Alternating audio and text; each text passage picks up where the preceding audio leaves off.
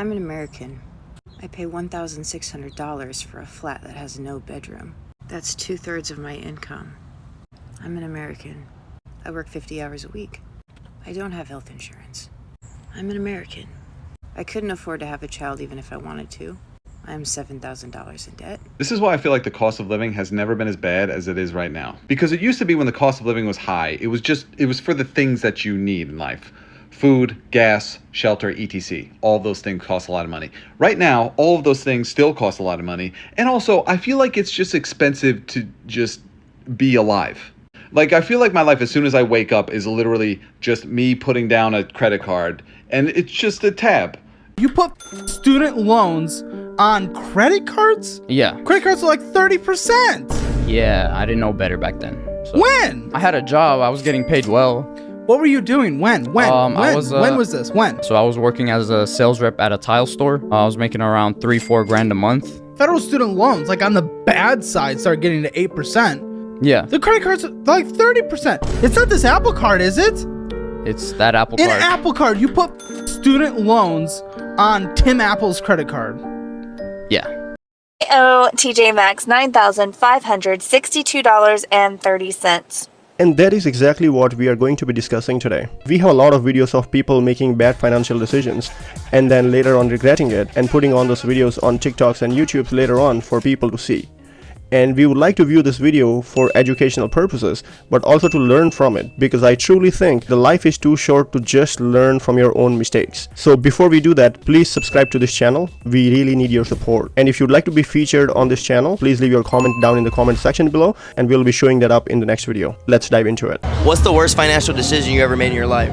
The worst financial decision I made was I bought a real expensive car and I didn't even have a house. People, do not spend more than $80,000 on a car and you don't even have a house, because the car depreciates the moment you take it off the lot. Invest in stocks, invest in real estate, save your money.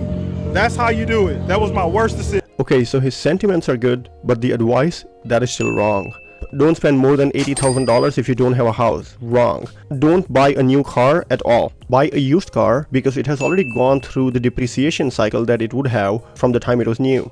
So buy a used car so that you don't have to go through that wealth depreciation that you would with a new car. The new cars are the #1 wealth killer in the United States and actually all around the world. It drops in value 30% as soon as you come out of the parking lot of the dealership.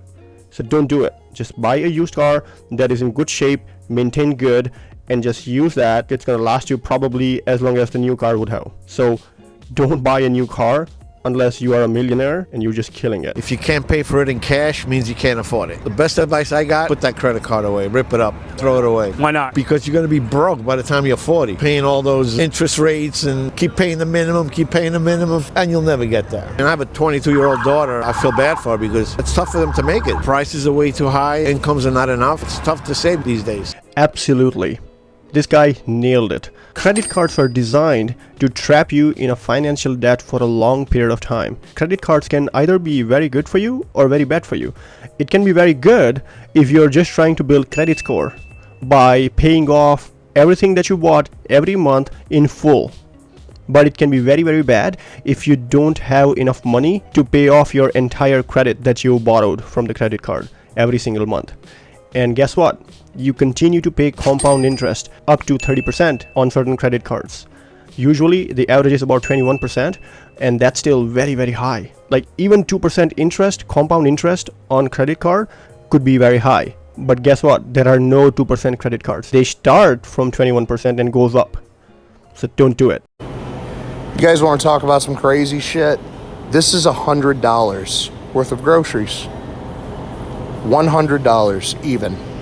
That's before taxes. $100 right here.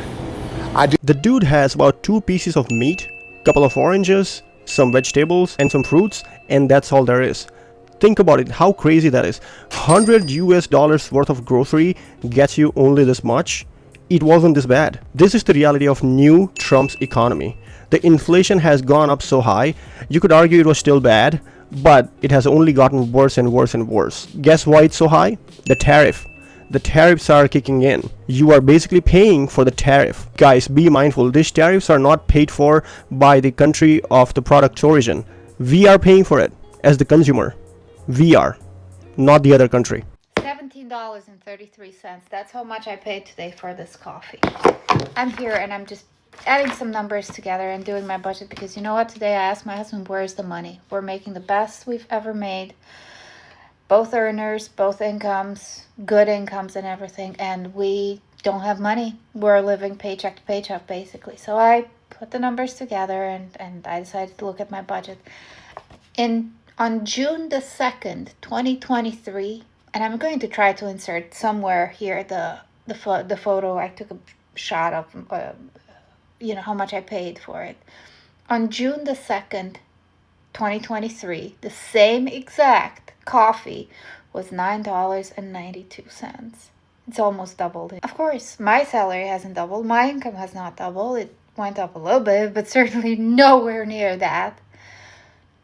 And I don't know where my money goes. Every month, I'm struggling. Okay, so think about it this way. The average salary in United States from 2022 till date has gone up by about 2 to 2.5%. A very, very small change. At the same time, the inflation has gone up by 15 to 18% in those same 3 years. Why 3 years, you ask? Because 3 years is the best data period that we can take to get any sort of accurate analysis for comparison. So essentially, you are basically paying for the high inflation with a very minimal marginal hike in your actual salary, and that's where your money is going. The inflation has gone up way too high in comparison to your salary hike. Most people haven't even seen that much hike either. People working at gas station, people working as cashier, their salary hasn't gone up. The salary has gone up only for the people who are salaried, not the hourly people. So those people are still feeling the pinch. Those people are only getting by and just surviving. I'm an American. I pay $1,600 for a flat that has no bedroom. That's 2/3 of my income. I'm an American. I work 50 hours a week. I don't have health insurance. I'm an American. I couldn't afford to have a child even if I wanted to. I'm $7,000 in debt. I'm an American. My health is declining because I can't afford Whole Foods because that's too expensive for my life. I am very overqualified for my job, but no one else is hiring.